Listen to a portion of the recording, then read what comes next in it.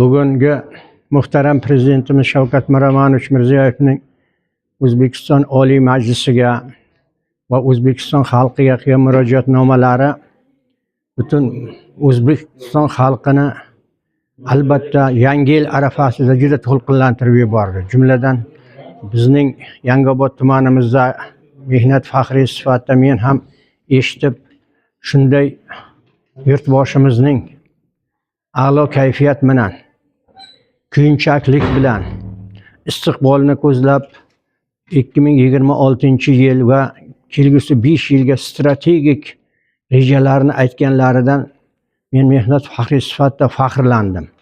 Ayniqsa muhtaram prezidentimizning yilimizni mahallani rivojlantirish va jamiyatni yuksaltirish yili deb nomlaganliklari barcha fuqarolarimiz tomonidan nihoyatda ayni muddao qilib qabul qilindi. Chunki vatan ostonadan boshlaganidek mahalla bugungi kunda mamlakatning ostonasi hisoblanadi.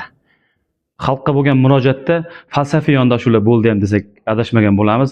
O'zbekiston Respublikasi Prezident bir gapni aytib o'tdiki, statistik ma'lumotlar bu faqat O'zbekiston ichidagi statistik ma'lumotlar emas, balki dunyo hamjamiyatidagi statistika ma'lumotlaridan kelib chiqib gapiryapmiz dedi va buning zamirida bir narsa bor dedi. O'zbekistonda o'sha pastki pog'onalardan yuqori pog'onalarga qo'yishligi statistika bo'limlarini o'sha dunyo hamjamiyatidagi statistika bo'limlarini yuqori pog'onaga qo'yishiga biz o'zimizni mashaqqatli xizmatimiz va mehnatimiz tufayli ularni kerak bo'lsa hurmat qilishga majbur qilyapmiz dedi. Bu menga juda ham oddiy fuqaro sifatida va o'sha mahalla fuqarolar yig'ini sifatida juda ham ko'tarinki ruh berdi. Bundan keyingi xizmatlarimizni to'xtamasdan qilishlikka, o'sha mehnatlar hech qachon samarasiz qolmaslikka bir dalolat bo'ldi desak adashmagan bo'lamiz.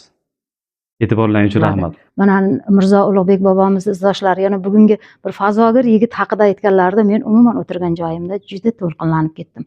Yoki bo'yniga shoda oltin, kumush, bronza medallarni taqqan yoshlarimiz. Bu demak yoshlarimiz shunday bilimli, sportchi yoki baquvvatmi? Demak bizni O'zbekiston hech qachon rivojlanishdan ortda qolmaydi.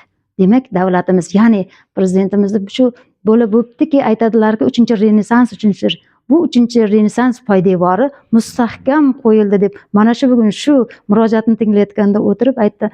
Shunday nima qildimki va yoshlarga ham, jamiyatimizga ham aytamanki, mana shu prezidentimizni bu gaplari bejiz emas. Bularni ortidan hammamiz ergashishimiz va mana shularni amalda, ya'ni birinchi o'rin mahallada shuni biz demak targ'ibotchilarimiz. Shu agar mahallada amalga oshadigan bo'lsa bu so'zlar, bu degani jamiyatda oshdi degani. Hozirgina muhtaram prezidentimiz parlamentga va O'zbekiston xalqiga o'z murojaatnomalarini o'qib eshittirdilar.